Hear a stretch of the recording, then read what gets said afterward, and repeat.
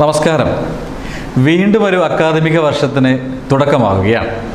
2 മാസത്തെ വേനൽ അവധിക്കാലം കഴിഞ്ഞ് നമ്മുടെ കുട്ടികളൊക്കെ സ്കൂളിലേക്ക് തിരികെ എത്തുകയാണ്. എന്തെല്ലാം കാര്യങ്ങൾ രക്ഷിതാക്കൾ ശ്രദ്ധിക്കണം? പുതിയ വിദ്യാലയ അന്തരീക്ഷവുമായി ഇണങ്ങിച്ചേരുന്നതിന് കുട്ടികൾക്ക് ഓരോരുത്തർക്കും വേണ്ടി വരുന്ന സമയത്തിൽ വ്യത്യാസമുണ്ട്. ഈ പുതിയ സ്കൂൾ അന്തരീക്ഷവുമായി കുട്ടികൾ നന്നായി ഇണങ്ങിച്ചേരുന്നുണ്ടോ എന്നറിയാൻ എന്തെല്ലാം ചെയ്യണം? എല്ലാ ദിവസവും കുട്ടികളുടെ അനുഭവങ്ങൾ ചോദിച്ചറിയുക. മാത്രമല്ല, സ്കൂളിൽ പോയി തുടങ്ങിയതിന് ശേഷം കുട്ടിയുടെ സ്വഭാവശീലങ്ങളിലും പെരുമാറ്റ രീതിയിലും മുൻപ് ഇല്ലാത്ത വിധത്തിൽ എന്തെങ്കിലും മാറ്റങ്ങൾ കാണുന്നുണ്ടെങ്കിൽ നന്നായി നിരീക്ഷിക്കുക. പുതിയ വിദ്യാലയ അന്തരീക്ഷവുമായി ഇണങ്ങിച്ചേരുന്നതിൽ കുട്ടിക്ക് നന്നായി അഡ്ജസ്റ്റ് ചെയ്യാൻ കഴിയുന്നുണ്ടോ എന്ന കാര്യത്തെക്കുറിച്ച് അധ്യാപകരുമായി നന്നായി ആശയവിനിമയം ചെയ്യുക.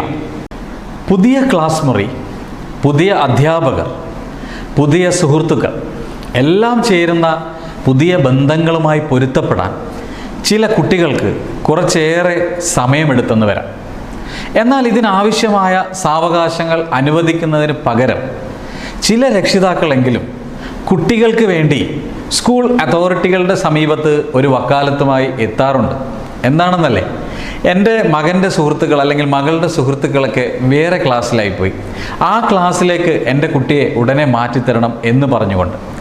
യഥാർത്ഥത്തിൽ സ്കൂളിൽ കുട്ടികളെ വിവിധ ഡിവിഷനുകളായി ഷഫിൾ ചെയ്യുന്നതിൻ്റെ ഉദ്ദേശം പലതരത്തിലുള്ള കുട്ടികളുമായി ഇടകലർന്ന് വളരാനുള്ള സാഹചര്യം കുട്ടികൾക്ക് ഒരുക്കി കൊടുക്കുക എന്നുള്ളതാണ്.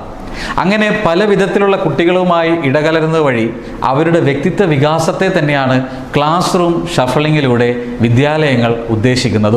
വിദ്യാലയങ്ങളുമായി ബന്ധപ്പെട്ട് കുട്ടികൾ ഉന്നയിക്കുന്ന വിഷയങ്ങളിൽ തീരുമാനമെടുക്കുന്നതിന് മുമ്പ് അധ്യാപകരുമായി ഒരു വാക്ക് സംസാരിക്കുന്നത് നല്ലതാണ്. അധ്യാപകരെക്കുറിച്ചോ മറ്റു കുട്ടികളെക്കുറിച്ചോ കുട്ടികൾ വീട്ടിൽ വന്ന് പറയുന്ന കാര്യങ്ങളിൽ കുട്ടികളുടെ മുന്നിൽ വെച്ചുകൊണ്ട് തന്നെ വളരെ പ്രതികൂലമായി നെഗറ്റീവായ രീതിയിൽ പ്രതികരിക്കുന്ന സമീപനം രക്ഷിതാക്കൾ ഒഴിവാക്കുക. ഇത്തരം കാര്യങ്ങളെക്കുറിച്ച് സംസാരിക്കുന്നതിനായി വിദ്യാലയങ്ങളിൽ എത്തുമ്പോൾ രക്ഷിതാക്കൾ മുൻവിധിയോടുകൂടിയുള്ള സംസാരങ്ങളും പ്രതികരണങ്ങളും ഒഴിവാക്കാൻ പ്രത്യേകം ശ്രദ്ധിക്കുക. കുട്ടികൾ ഉന്നയിക്കുന്ന ഇത്തരം വിഷയങ്ങളെക്കുറിച്ച് ഒരു നല്ല തിരിച്ചറിവുണ്ടാവുന്നതിന് വിദ്യാലയ അന്തരീക്ഷത്തിൽ വന്ന് അധ്യാപകരുമായി നല്ല ആശയവിനിമയം ചെയ്യുന്നത് രക്ഷിതാക്കളെ ഉറപ്പായും സഹായിക്കും.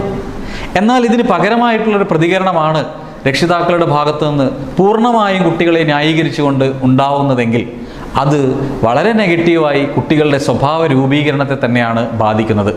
പിന്നീട് ആ സ്വഭാവത്തിൽ മാറ്റം വരുത്താൻ വേണ്ടി ഏറെ പണിപ്പെടേണ്ടി വരുന്നതും രക്ഷിതാക്കൾ തന്നെയാണ്.